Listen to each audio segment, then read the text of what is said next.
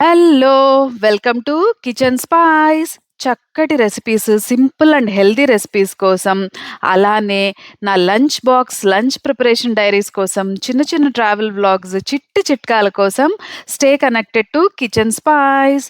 ఇవాల్టి సబ్జెక్ట్ ఏంటంటే చక్కటి నెయ్యి.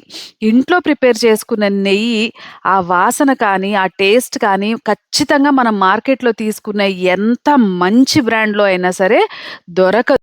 ఓకే. సింపుల్ టెక్నిక్స్ తోటి, సింపుల్ ప్రాసెస్‌ల ఒక 5-10 మినిట్స్ మీరు స్పేర్ చేయగలిగితే చక్కటి నెయ్యి మనం ఇంట్లోనే ప్రిపేర్ చేసేసుకోవచ్చు కదా! నేనైతే ఏం చేస్తానంటే మిల్క్ ప్యాకెట్టే తీసుకుంటాను. దాంట్లో పైన తేరుకున్న మీగడని చక్కగా ఒక డబ్బాలో పెట్టి ఫ్రిడ్జ్‌లో పెట్టేస్తా అనమాట. నాది ఆల్మోస్ట్ ఒక హాఫ్ కేజీ వరకు అవుతుంది.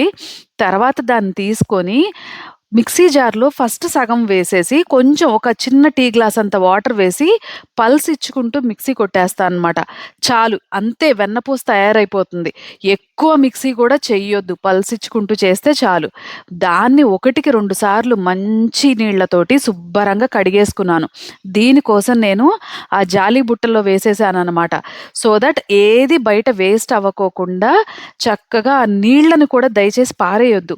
ఆ నీళ్ళతోటి చాలా చాలా ఉపయోగం ఉంది. ఆ మజ్జిగ కూడా చాలా చాలా మంచిది. నేనైతే మొక్కలకి మొదల్లో కొంత వేస్తాను. మిగతాది ఫిల్టర్‌లో ఏసి మొక్కల పైన చల్లుతాననమాట. దీనివల్ల చాలా మిల్లీ బగ్ అంటాం కదా! అలాంటివి రాకోకుండా ఉంటాయి. ఎస్పెషల్లీ మందార మొక్కలకు కానీ, మల్లె మొక్కలకు కానీ మొదల్లో కొంచెం ఇంక చెట్టు పైన జల్లితే చాలు. చాలా బావుంటుంది.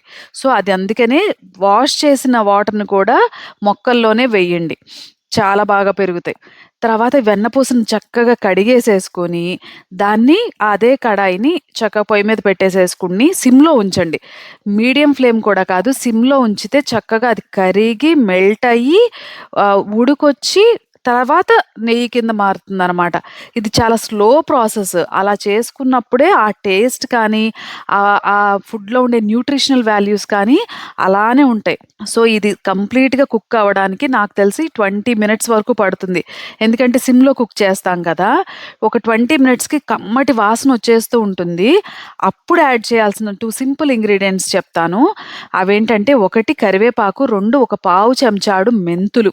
ఇవి 2 వేసేసి చక్కగా దాన్ని మరిగించేసామంటే ఒక 5 నిమిషాల పాటు కింద గోదావరి తేరుకుంటుంది. మెంతుల టేస్ట్ తోటి సూపర్‌గా ఉంటుంది. ట్రై చేయండి.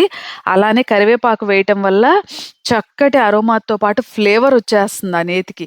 మేబీ ఇదే మిస్ అవుతామేమో మనం మార్కెట్‌లో కొనుక్కుంటే.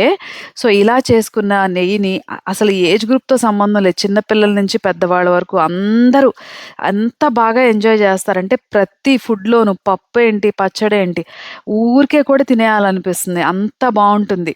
సో, ఇలాంటి చక్కటి సింపుల్ రెసిపీస్ కోసం stay connected to kitchen spice and subscribe.